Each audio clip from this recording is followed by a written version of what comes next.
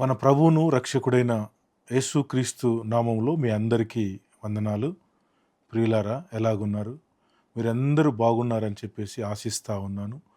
మీ కొరకు ప్రతిరోజు మేము ప్రార్థన చేస్తూ ఉన్నాం. మీ అందరికీ విశ్వవాణి కుటుంబ పక్షముగా శుభాలు తెలియజేస్తూ ఉన్నాం. ప్రియులారా, ఈ సమయంలో మనం కొద్ది నిమిషాలు వాక్య ధ్యానం చేసుకుందాం. యెషయా గ్రంథము 58వ అధ్యాయము 9వ వచనాన్ని మనం చదువుకుందాం. అప్పుడు నువ్వు పిలువగా యెహోవా ఉత్తరమిచ్చును, నువ్వు మొరపెట్టగా ఆయన నేనున్నానను.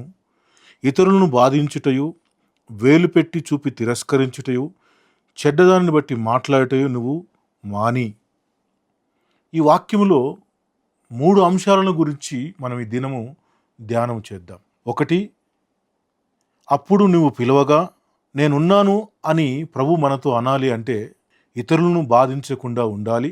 2, వేలు పెట్టి తిరస్కరించేటటువంటి మనస్తత్వాన్ని మనం దూరం చేసుకొని మానుకొని ఉండాలి. 3, చెడ్డదాని గురించి మనము మాట్లాడము మానేసుకోవాలి. ప్రభువు మన ప్రార్థన, మన మొర్ర వినాలి అంటే, ఏమడిగినా కూడా ఆయన మనకు సహాయము చెయ్యాలి అంటే ఈ 3 విషయాలు మనము మానుకోవాలి. ఈ 3 విషయాలు మనం మానకుండా ప్రభు దగ్గరికి వెళ్ళి మనం ప్రార్థించినా కూడా నీ ప్రార్థనకు జవాబు అనేది దొరకదు. దేవునికి ఇష్టం లేని కార్యాలు, దేవునికి ఇష్టం లేని పనులు ఏవైతే నీలో ఉన్నాయో, ఈ 3 కాకుండా మిగతా విషయాలు ఏవైతే ఉన్నాయో వాటిని కూడా మనం మానుకొని ప్రభుకు ప్రార్థన చేస్తే ఖచ్చితముగా దేవుడు నీ ప్రార్థన ఆలకిస్తాడు. 1, ఇతరులను బాధించడం మనం మానుకోవాలి. ఈ రోజున చాలామంది మాటల ద్వారా కావచ్చు, క్రియల ద్వారా కావచ్చు, ప్రవర్తన ద్వారా కావచ్చు, ఇతరులను బాధిస్తూ ఉన్నారు. ఈ బాధించడం ఎప్పుడైతే నువ్వు మానుకుంటావో నువ్వు చేసే ప్రార్థన దేవుడు ఆలకిస్తాడు. ఎప్పుడైతే ఇతరులను నువ్వు బాధించడం మానుకుంటావో దేవుడు నీ పక్కన నిలబడడానికి ఆయన ఇష్టపడతాడు. ఇతరులను నేను ఇలాగే బాధిస్తాను, ఇలాగే ప్రవర్తిస్తాను అంటే గనక దేవుని దగ్గర నుంచి ఎటువంటి సమాధానాన్ని నువ్వు పొందుకోలేవు, ఎటువంటి జవాబును కూడా నువ్వు పొందుకోలేవు. దేవుని దగ్గర నుంచి నువ్వు సమాధానాన్ని పొందుకోవాలంటే ఇతరులను మనం బాధించడము మానేయాలి. దానియేలు గ్రంథము 4వ అధ్యాయము 27వ వచనాన్ని మనం గమనించినట్లయితే, రాజా, నీ యోచన నీ దృష్టికి అంగీకారమగునుగాక. ఒకవేళ నీ పాపములు మాని నీతి న్యాయములు అనుసరించి నువ్వు బాధపెట్టి వారి అందు కరుణ చూపిన ఎడల నీకున్న క్షేమము ఇక మీదట నుండునుగాక. దానియేలు ప్రత్యుత్తరమును ఇచ్చాను. ప్రియులారా, నెబుకద్నెజరుకు ఒక కల వచ్చింది. ఆ కలలో ఏమొచ్చాయంటే, ఒక మహావృక్షము, సమస్త జాతులు పక్షులు ఆ చెట్ల కొమ్మల్లో ఉన్నాయి, ఇటువంటి ప్రజలు ఆ చెట్టు నీడలో ఉన్నారు, సమస్త భూజంతువులు ఆ నీడలో బ్రతుకుతా ఉన్నాయి. అకస్మాత్తుగా ఒక గొడ్డలి ఆకాశము నుంచి వచ్చి ఆ కొమ్మల్ని నరికివేసి వేళ్లతో పెకిలించబడి అవన్నీ కూడా అగ్నిలో కాల్చివేయబడ్డాయి. ఈ కళ రాజుకు రాగానే ఉలిక్కిపడి లేచి ఉదయాన్నే భార్యతో ఈ కళ భావాన్ని షేర్ చేసుకున్నాడు.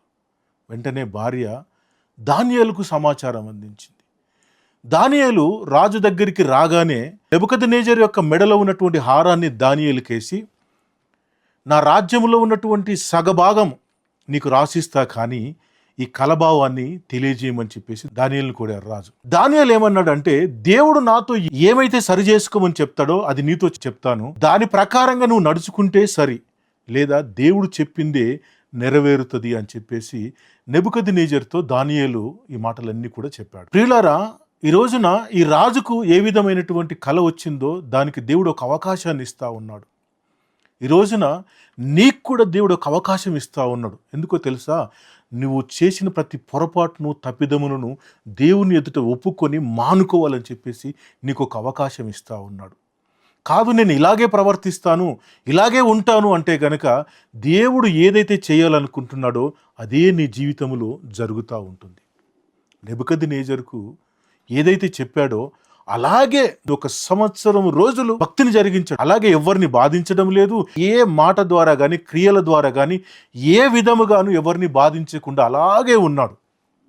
1 సంవత్సరం తరువాత దానియేలు చెప్పింది నేనెందుకు వినాలి, నేను రాజును కదా, నేను చెప్పిందే జరగాలి అని చెప్పేసి ఇతరులను బాధించడం ప్రారంభించాడు. దేవుడు చూస్తూ ఊరుకోకుండా అతన్ని అడవికి తరిమించి అడవి లోపల ఉన్నటువంటి గడ్డిని మేయించేటటువంటి పరిస్థితికి తీసుకొచ్చాడు. గమనించండి ప్రియులారా, ఒక అవకాశం దేవుడు నీకు ఇస్తా ఉన్నాడు. ఇతరులను బాధించడం మానుకోమని చెప్పేసి ఒక అవకాశం ఇస్తా ఉన్నాడు. అంజూరపు చెట్టును దేవుడు చూసినప్పుడు అయ్యో దానికి కాత లేదు, పూత లేదు, దాన్ని నరికివేయమని చెప్పేసి తోట యజమానితో చెప్తే తోట యజమాని అయ్యా ఇంకొక సంవత్సరం ఆగండి, ఒక అవకాశం, దానికి నీరు పోస్తాను, తవ్వుతాను, ఎరువేస్తాను, అది పండకపోతే అప్పుడు పెకిలించి వేద్దామని చెప్పేసి ఆ తోటమాలి యజమానిని బ్రతిమలాడుకుంటా ఉన్నాడు. ప్రియులారా గమనించండి, ఇచ్చిన అవకాశాన్ని ఏదైతే ఉందో దాన్ని సద్వినియోగం చేసుకుంటే వచ్చే సంవత్సరంలో అది అలాగే ఉంటుంది. లేకపోతే అది పెకిలించబడి ఏం చేయబడుతుంది, దారిలో వేయబడి అనేకుల చేత తొక్కబడుతుంది. గమనించండి, ఇస్కరియోతు యూదాకు అనేక అవకాశాలు ఇచ్చుకుంటూ వచ్చాడు. మేడగదిలో ఉన్నప్పుడు అతను బాధపడతాడేమో అని చెప్పి మీలో ఒకడు నన్ను అప్పగించబోతున్నాడు అని అందరిలో చెప్పాడు. ఒక అవకాశం, ప్రభువా నేనే ఆ యోచన చేసింది, నేనే ఆ తప్పు చేయబోతుంది నేనే అని ఆ రోజున గనుక ఒప్పుకున్నట్లయితే గనుక అతని పరిస్థితి వేరేగా ఉండేది. కానీ ఆ ఇచ్చిన అవకాశాన్ని దుర్వినియోగం చేసుకున్నాడు. యేసు ప్రభు ఒలీవ తోటలో ప్రార్థన చేసుకుంటుంటే మంది మారుబలముతో సైన్యముతో వచ్చాడు. అప్పుడు కూడా ప్రభు ఇంకొక మాట అన్నాడు, చెలికాడా నువ్వు చేయవలసింది ఏదో దాన్ని చేసి ముగించు అన్నాడు. దేవునికి సమస్తము తెలుసు, అన్నీ తెలుసు. వెంటనే ఆ సమయంలోనైనా వచ్చి ప్రభు పాదాలు పట్టుకుని ప్రభువా నేను చేసింది పొరపాటు, ఈ తప్పు నాదే అని చెప్పేసి ప్రభు దగ్గర మొరపెట్టినట్టయితే కనుక దేవుడు క్షమించేవాడు. ఇన్ని అవకాశాలు ఇచ్చినా కూడా ఏం చేశాడు, తూలనాడాడు. కాబట్టి చివరికి ఉరేసుకొని చచ్చిపోయేటటువంటి పరిస్థితి ఏర్పడింది యూదాకు. ఏదైతే దేవుడు చెప్తున్నాడో బాధించకండి, ఇది మానుకోండి అని దేవుడు చెప్తున్నప్పుడు దాని ప్రకారంగా నడుచుకునేటటువంటి అలవాటును కనుక నువ్వు కలిగి ఉంటే కనుక దీవించబడతావు, ఆశీర్వదించబడతావు. నినివే పట్టణస్థులు ఎంత దోషం చేస్తూ ఉన్నారో, దేవుని దృష్టికి ఎంత ఘోరమైనటువంటి పనులు చేస్తూ ఉన్నారో, ఆ పట్టణం నాశనం కాబోతుందని చెప్పేసి సేవకుడు వెళ్ళి మాట్లాడుతున్నప్పుడు ఆ ప్రకటన ఏదైతే ఉందో, ఆ సువార్త ఏదైతే ఉందో దాన్ని విన్న వాళ్ళందరూ కూడా అవి చేయక మానేరని చెప్పి యోనా గ్రంథము 3వ అధ్యాయం 9వ వచనాన్ని మీరు గమనించండి. మనుషులందరూ తమ దుర్మార్గములను విడిచి తాము చేయు బలాత్కారమును మానివేయవలను, మనుషులేమి పశువులేమి సమస్తమును గోనెపట్ట కట్టుకొనవలను, జనులు మనపూర్వకంగా దేవునిని వేడుకొనవలనని దూతలు నినివే పట్టణములో చాటించి ప్రకటన చేసిరి. ఎప్పుడైతే ఈ ప్రకటన చేయబడిందో వెంటనే వాళ్ళందరూ గోనెపట్ట కట్టుకొని వారు చేస్తున్నటువంటి ప్రతి తప్పిదములన్నిటినీ మానుకున్నారంట. దేవుడు రాయబడినటువంటి మాట ఏంటంటే దేవుడు వారికి చేస్తానన్న కీడు చేయక మానుకున్నాడు. గమనించండి, ఏదైతే దేవుడు చెప్తున్నాడో అది చేయకపోతే మనం దీవించబడతాం. నినివే పట్టణస్థులు దేవుని దృష్టికి ఘోరమైనటువంటి పనులు చేసినటువంటి వారిని సైతం దేవుడు ఎందుకు క్షమించాడంటే వారు ఏదైతే ఇక నుంచి మేము చెయ్యము అని చెప్పేసి అది మానుకున్నారు. కాబట్టి దేవుడు వారికి చేస్తానన్న కీడు చేయకుండా మానాడు. 1, ఇతరులను బాధించడం మానుకోవాలి. 2, వేలు పట్టి తిరస్కరించడం మానుకోవాలి. ఇదే యెషయా గ్రంథము 58వ అధ్యాయం 9వ వచనాన్ని మనం గమనించినట్లయితే, అప్పుడు నువ్వు పిలువగా యెహోవా ఉత్తరం ఇచ్చును, నువ్వు మొరపెట్టగా ఆయన నేనున్నాను అనును. ఇతరులను బాధించుటయు మాని వేలు పెట్టి చూపి తిరస్కరించడం మానుకోవాలి. తిరస్కారము భయంకరమైనటువంటి లక్షణం. వేలు పెట్టి తిరస్కరించడం అనేది దేవునికి నచ్చని లక్షణం. అది మీరు గమనిస్తే 2 మనుషులు దేవాలయానికి ప్రార్థన చేసుకోవడానికి వెళ్ళారు. ఒకరేమో పరిసయ్యుడు, ఇంకొకరేమో సుంకరి. 2 దేవుని మందిరానికి ప్రార్థన చేసుకోవడానికి వెళ్ళారు. వాస్తవానికి మనం మందిరానికి ఎందుకు వెళ్తామంటే ప్రార్థన చేసుకోవడానికి, ప్రభుని స్తుతించడానికి, దేవుని యొక్క వాక్యాన్ని వినడానికి మనం మందిరానికి వెళ్తాం. మీరు గమనిస్తే పరిసయ్యుడు మందిరంలోకి వెళ్ళిపోయి ఏమని ప్రార్థన చేస్తున్నాడంటే, ప్రభువా నేను 48 గంటలు ఉపవాసం ఉంటాను, ప్రభువా నేను ఎలాంటి బట్టలు వేసుకొచ్చానో నువ్వు చూస్తున్నావు కదా అంటాడు.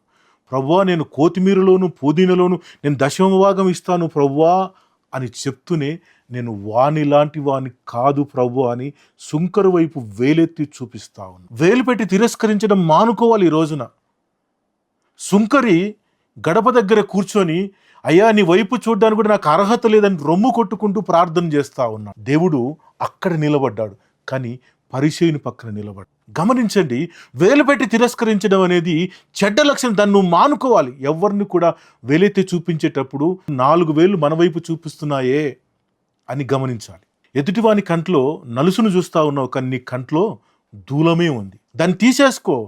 అప్పుడు ఎదుటి వాళ్ళను అనే అర్హత నీకు దక్కుతుంది. ప్రియులారా, మీరు గమనించండి, దావీదు మందసాన్ని తీసుకొని వస్తూ ఉన్నాడు. మందసం ముందు నాట్యం చేసుకుంటూ, పాటలు పాడుకుంటూ, ఒంటి మీద వస్త్రములు ఊడిపోయావా అని తెలియకుండా మైమరిచిపోయి దేవుని సన్నిధిలో ఆయన పాటలు పాడుతూ నాట్యం చేస్తూ ఉన్నాడు.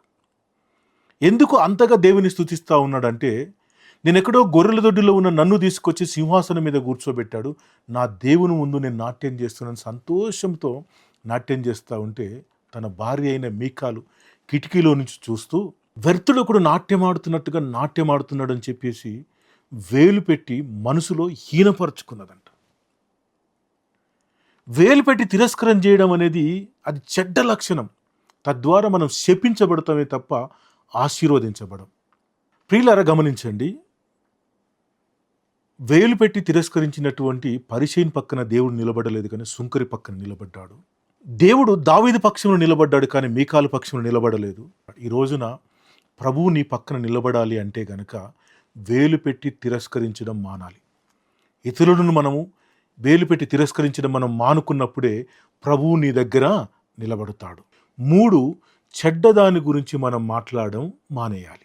ఎఫెసీయులకు రాసిన పత్రిక 5వ అధ్యాయము 3వ వచనాన్ని మనం గమనిద్దాం. మీలో జారత్వమే గాని, ఏ విధమైన అపవిత్రతయే గాని, లోభత్వమే గాని వీటి పేరైనను ఎత్తకూడదు, ఇదే పరిశుద్ధులకు తగినది. చెడ్డదాని గురించి మనం ఏమాత్రం కూడా దాని గురించి ఆలోచించకూడదు, డిస్కషన్ చేయకూడదు, దాని గురించే మనం మాట్లాడకూడదని ప్రభువు నీతో నాతో మనందరితో మాట్లాడుతూ ఉన్నాడు. గమనించండి, నోవాహు జలప్రలయం తర్వాత ఒక క్రొత్త అలవాటు నేర్చుకున్నాడు. జలప్రలయానికి ముందు ఎటువంటి అలవాట్లు లేవు నోవాహులో, కానీ జలప్రలయం తర్వాత ద్రాక్షరసము తాగేటటువంటి అలవాటు నేర్చుకున్నాడు. జలప్రలయం ముందు నోవాహు భార్య కూడా ఎలాంటి అలవాట్లు లేవు, కానీ జలప్రలయం తర్వాత నోవాహు భార్య కూడా ఇంట్లో ఉండడం లేదు. ఎందుకు నేను ఈ మాట చెప్తా ఉన్నానంటే, నోవాహు మత్తుడై ద్రాక్షరసం తాగి ఇంట్లో పడుకొని ఉంటే భార్య ఇంట్లో లేదు, ఎక్కడో ఉంది. కోడళ్ళు కూడా ఉన్నారు, వాళ్ళు కూడా ఎక్కడో ఉన్నారు. నోవాహు ఇంట్లో ద్రాక్షరసం త్రాగి మత్తుడై ఇంట్లో పడుకొని ఉన్నప్పుడు కొడుకు చూసి దాన్ని ఏం చేశాడు, ఈ చెడ్డ సమాచారాన్ని అంతటిని కూడా బయటికి వెళ్ళి రోడ్డు మీద అందరితో చెప్తా ఉన్నాడు.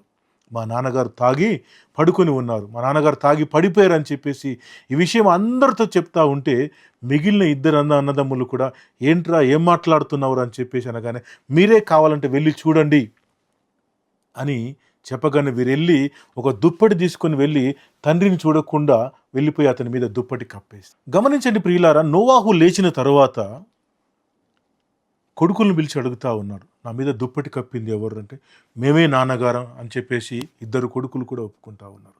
నేను వస్త్రహీనుడై ఉండడం సూచింది ఎవరు అని చెప్పేసి అనగానే ఇతని వైపు వేలు పెట్టి చూపించగానే నోవాహు అతన్ని ఏం చేశాడు, శపించేసేసాడు.